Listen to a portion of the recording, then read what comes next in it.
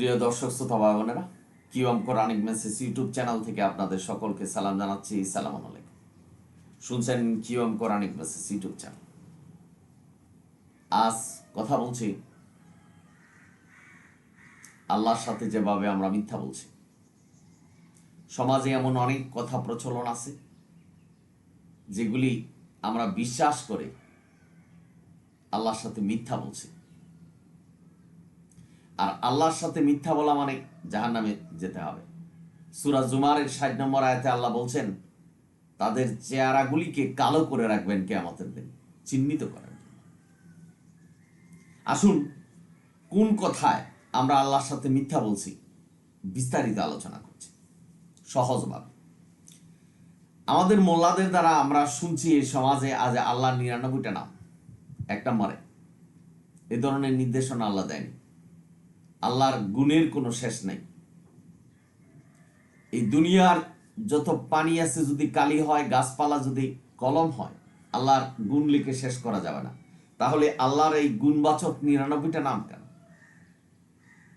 অসংখ্য নাম, যার কোনো সীমা নেই। মিথ্যা বলছেন। ২ নম্বর হলো আল্লাহ নিরাকার। না ভাই, আল্লাহর নামে মিথ্যা কথা বলা হয়েছে। আল্লাহর চোখ, মুখ, হাত, পা সব আছে। ইনি আরশে আজিমে বসে আছেন, উনি দেখছেন, উনি বলছেন, উনি শুনছেন, কান সব আছে। কিন্তু দুনিয়ার কোনো হাত, কোনো চোখ, কোনো কানের সাথে তুলনা করা যাবে না। এটা আল্লাহ নিষেধ করেছেন। আল্লাহরটা আল্লাহর মতন আছে। সুতরাং আল্লাহ নিরাকার, এটা মিথ্যা বলা হচ্ছে আল্লাহর নামে। ৩ নম্বর, আল্লাহ মানুষকে মাফ করার জন্য সপ্তম আসমান থেকে প্রথম আসমানে নেমে আসেন বিশেষ কতগুলি দিনে। সবে বরাত, সবে কদর। বরাত সম্পর্কে তো আল্লাহ কোনো নির্দেশনাই দেয়। আল্লাহর অবস্থানের পরিবর্তন করাচ্ছেন, অথচ সূরা বাকারার সেই আয়াতুল কুরসি, বিশ্ব ব্রহ্মাণ্ড ব্যাপী আল্লাহর আরশে আজিম, সেখানে বসে আছেন। সেখানে বসে আমরা হাতের তালুতে যেভাবে সবকিছু দেখছি, এই বিশ্ব ব্রহ্মাণ্ড ওইভাবেই দেখছেন। সুতরাং আল্লাহর নামে মিথ্যা বলা হচ্ছে যে আল্লাহ সপ্তম আসমান থেকে প্রথম আসমানে আসতে হবে মানুষের ক্ষমা করার জন্য। না ভাই, আল্লাহর অবস্থানের পরিবর্তন করাচ্ছেন, মিথ্যা বলছেন। ৪ নম্বর, আল্লাহর হুকুমে সবকিছু হয়। না ভাই, আল্লাহর হুকুমে সবকিছু হয় না। অনেক ক্ষেত্রে আল্লাহকে বাধ্য করানো হয়। আল্লাহর যত নির্দেশনা আছে এগুলি মানুষের জন্য কল্যাণ, রহমত, শান্তি। সুতরাং এই নির্দেশনার উপরে যা কিছু হয় এগুলি সব আল্লাহর হুকুমে হয়। খুন, রাহাজানি, দর্শন, চুরি, ডাকাতি এবং মানুষের সম্পত্তি গ্রাস করা, এগুলি আল্লাহর হুকুমে হয় না। আল্লাহ মানুষকে একটা স্বাধীন ইচ্ছা দিয়েছেন, এই ইচ্ছা এবং শয়তানের হুকুমে হয়। যার জন্যই আমরা এই দুনিয়াতে পরীক্ষা দিচ্ছি। এই স্বাধীন ইচ্ছার জন্যই আমাদের পরীক্ষা। আশা করি বুঝতে পেরেছেন। সুতরাং আল্লাহর হুকুমে সবকিছু হয়, এটা মিথ্যে কথা।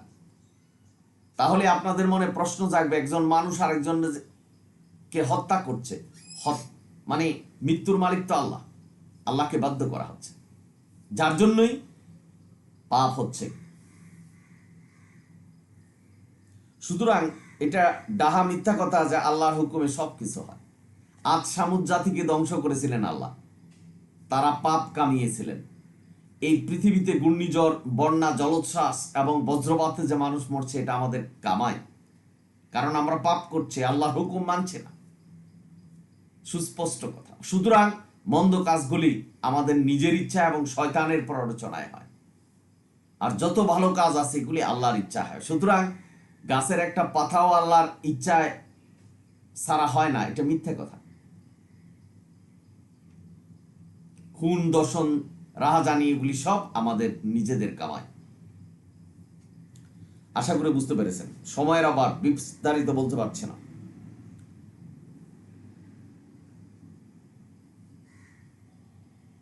৫ নম্বর হলো আল্লাহ জাহান্নাম থেকে জান্নাতে পাঠাবেন। এই সমাজে বলা হচ্ছে লা ইলাহা ইল্লাল্লাহ মুহাম্মাদুর রাসূলুল্লাহ যারা এই দুনিয়াতে একবার বলছে, তারা নাকি জান্নাত থেকে জাহান্নাম থেকে জান্নাতে ফিরে আসবে। এ ধরনের নির্দেশনা আল্লাহ দেয়। অথচ সূরা বাকারার 162 নম্বর আয়াতে বলছেন আল্লাহর আযাব কখনো হালকা হবে না। অসংখ্য আয়াতে আল্লাহ বলছেন যে অনন্তকাল জাহান্নামে জ্বলতে হবে, ফিরে আসার আর কোনো চান্স নেই। আল্লাহ নির্দেশনা দেয়নি যে লা ইলাহা ইল্লাল্লাহ মুহাম্মাদুর রাসূলুল্লাহ বললে জাহান্নাম থেকে জান্নাতে আসতে পারবে। আল্লাহ একটা পরীক্ষার সিস্টেম দিয়েছেন, এই পরীক্ষায় উত্তীর্ণ হতে হবে। কোরআন সিলেবাস, কোরআনের মানদণ্ড জয়ী হতে হবে জান্নাতে যাওয়ার জন্য। সুতরাং এটা ডাহা মিথ্যা কথা।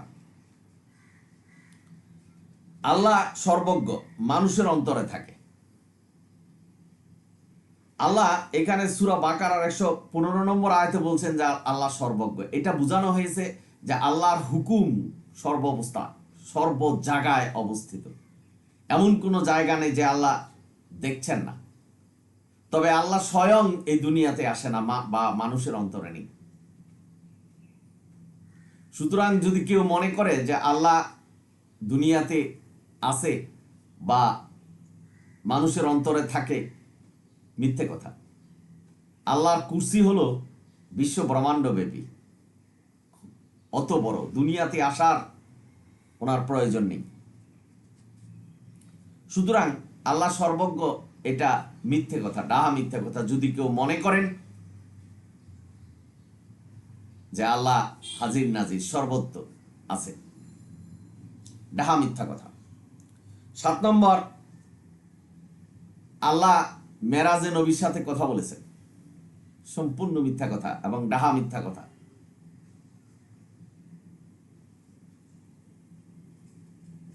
আল্লাহ দুনিয়াতে এমন কোন চক্ষু তৈরি করে নেই যে চক্ষু আল্লাহকে দেখবেন। মুসা নবী চেষ্টা করেছিলেন, পারেননি, পাহাড় জ্বলেছেন। এবং সূরা আশুরা 51 নম্বর আয়াতে বলছেন যে আল্লাহ সরাসরি কারোর সাথে কথা বলবেন, এই ধরনের ক্ষমতা কাউকে দেওয়া হয়নি। অর্থাৎ সৃষ্টিকুলকে এই ধরনের ক্ষমতা দেওয়া হয়নি। তবে সেটা যদি নসিব হয় জান্নাতে যাওয়া, সেখানে গেলে আল্লাহর সাথে সাক্ষাৎ হবে। সেটা বিশেষভাবে আল্লাহ আমাদেরকে সেই ভাবে তৈরি করবেন। সুতরাং আল্লাহ সরাসরি কথা বলছেন মেরাজে নবীর সাথে, মিথ্যে কথা। আল্লাহ এই ধরনের নির্দেশনা দেয়নি। আল্লাহ বলছেন সূরা ইসরার 1 নম্বর আয়াতে আল্লাহর নিদর্শন কিছু দেখানোর জন্য আল্লাহ নবীকে মেরাজ করিয়েছে, আল্লাহর সাথে কথা বলার জন্য না। আল্লাহ সুস্পষ্টভাবে বলছেন যে এমন কোন চক্ষু দুনিয়াতে নেই যে চক্ষু আল্লাহকে দেখতে পাবে। সুতরাং মিথ্যে কথা। 50 ওয়াক্ত নামাজ, তারপরে মুসা নবী বারবার নবীকে পাঠিয়ে 5 ওয়াক্ত নামাজ মেরাজ থেকে নবী এনেছিলেন, এই বিশ্বাস আমাদের আছে। কিন্তু এটা ডাহা মিথ্যা কথা, আল্লাহর নামে মিথ্যা বলছেন। ইতিহাস বলছে নবীর 52 বছর বয়সে মেরাজ হয়েছিল। তো 52 বছর আগে কি নামাজ ছিল না? জুমার নামাজ কি মেরাজ থেকে এনেছিলেন? মিথ্যে কথা। মুসা নবী জানতেন যে 50 ওয়াক্ত নামাজ মানুষ পড়তে পারবে না, সালামুন আলা মুহাম্মদ জানতেন না, অথচ মুহাম্মদকে বিশ্ব নবী বলা হয়। মোল্লারাই বলছেন, তুলনা করছেন অন্যান্য নবীদের সাথে, পার্থক্য করছেন। সুতরাং এটা ডাহা মিথ্যে কথা। 9 নম্বর হলো আল্লাহ দাজ্জাল পাঠাবেন দুনিয়াতে মানুষকে পরীক্ষা করার জন্য। ভাই আপনাদের কাছে প্রশ্ন, এই পৃথিবী সৃষ্টির, আদম সৃষ্টির পরে থেকে যত মানুষ বিগত হয়েছে তাদের পরীক্ষা কি দাজ্জাল দিয়ে হয়েছে? আমাদের এই সময় তো দাজ্জাল নেই, তাইলে এখন পরীক্ষা হবে কিভাবে? কিছু সংখ্যক লোকের জন্য দাজ্জাল পাঠিয়ে পরীক্ষা নেবেন না ভাই। যে নবীর কাউমের কাছে যে কিতাব এসেছে এই কিতাবের উপরেই পরীক্ষা হবে। সালামুন আলা মুহাম্মদের কাছে কোরআন এসেছে, আমাদের এই কোরআন হলো সিলেবাস, এই কোরআন থেকে পরীক্ষা দিচ্ছি। পরীক্ষায় উত্তীর্ণ হতে হবে, কোরআনের মানদণ্ড জয়ী হতে হবে। দাজ্জাল এসে পরীক্ষা নেবে না। সিরিয়া বা মিশরীয় কোনো দ্বীপে নাকি, সমুদ্রের দ্বীপে দাজ্জাল আটকে আছে, সম্পূর্ণ মিথ্যে কথা। এমন কোনো দ্বীপ নাই আজকে অনাবিষ্কৃত। সুতরাং এটা মিথ্যা বলা হচ্ছে।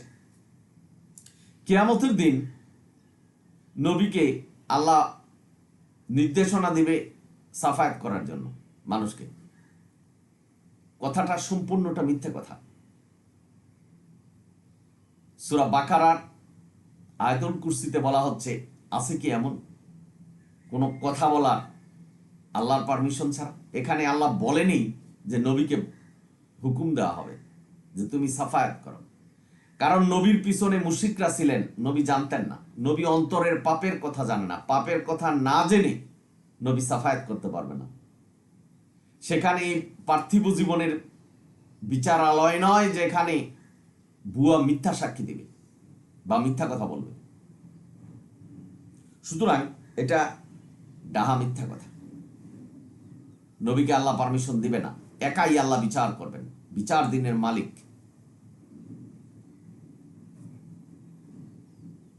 আল্লাহ। সুতরাং আল্লাহ বিচার করবেন। এটা ডাহা মিথ্যা কথা যে কিয়ামতের দিন নবীকে হুকুম দেওয়া হবে যে তুমি সাফায়াত করো।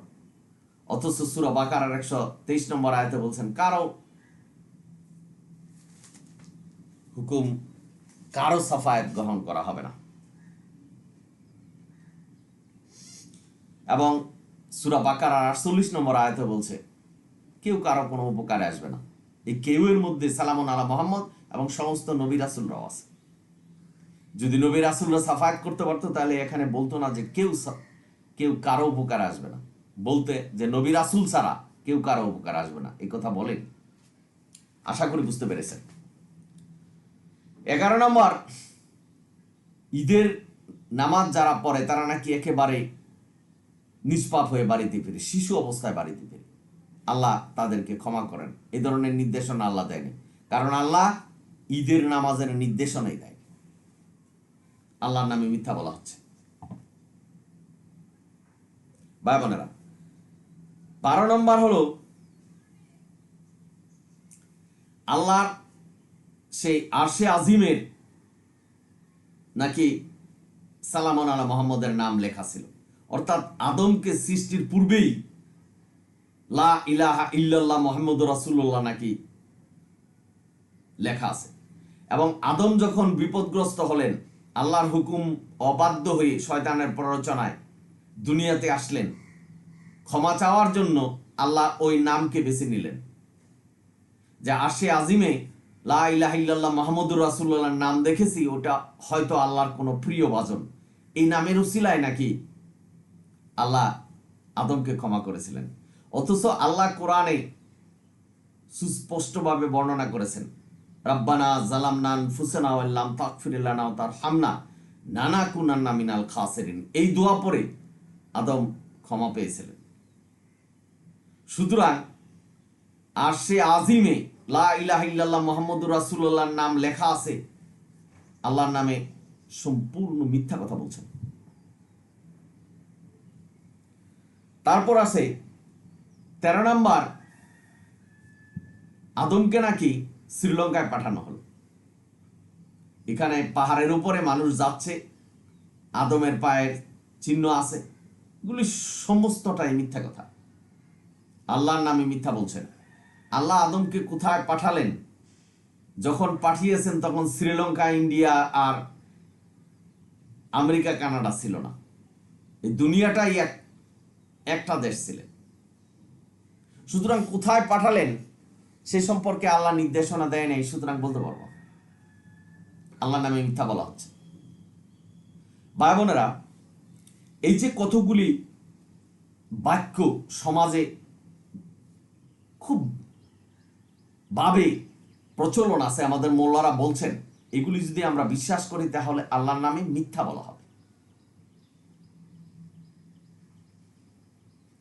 আল্লাহর নামে যদি আমরা মিথ্যা বলি, আল্লাহ আমাদের চিহ্নিত করে রাখবেন, আমাদের চেহারাগুলি কালো রাখবেন কিয়ামতের দিন। আমাদেরকে জাহান্নামে পাঠাবে। সুতরাং আমাদের সাবধান হতে হবে। QM Quranic message YouTube channel থেকে আপনাদের সতর্ক করছে যে সমাজে এই যে কথাগুলি, এগুলি থেকে বিরত থাকবেন। আল্লাহ আপনাদের যেন হেদায়েত দেয় এই কথাগুলি থেকে বিরত থাকার জন্য। অথচ সমাজে এগুলি প্রচলন আছে। এগুলি বলে আমরা আল্লাহর নামে মিথ্যা বলছি। আল্লাহর নামে মিথ্যা বলা মানে জাহান্নামে চলে যেতে হবে, সমস্ত ইবাদত বাতিল হয়ে যাবে। কারণ কাফের না হয়ে আমরা জাহান্নামে যেতে পারবো না।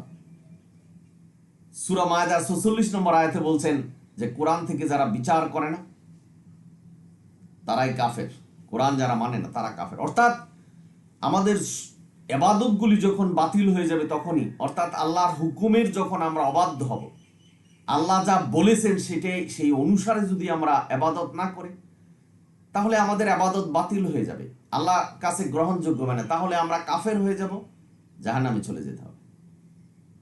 সুতরাং খুব সহজ ভাষায় সংক্ষেপে আমি কথাগুলি বললাম, এগুলি থেকে বিরত থাকবেন। ভাই আমি আপনাদের কাছে অনুরোধ করছি, মানুষকে জানানো প্রয়োজন আছে, আপনারা একটু শেয়ার করবেন, সাবস্ক্রাইব করবেন, চ্যানেলটা শেয়ার করবেন। আশা করি বুঝতে পেরেছেন। এ বলি আমি আজকে শেষ করছি যে কোরআনই মানতে হবে, আল্লাহর নির্দেশনা কোরআন, কোরআনই মানতে হবে, কোরআনের বাইরে যেন আমরা কোনো কিছু না মানি। আলহামদুলিল্লাহ রাব্বিল আলামিন। সালামুন আলাইকুম।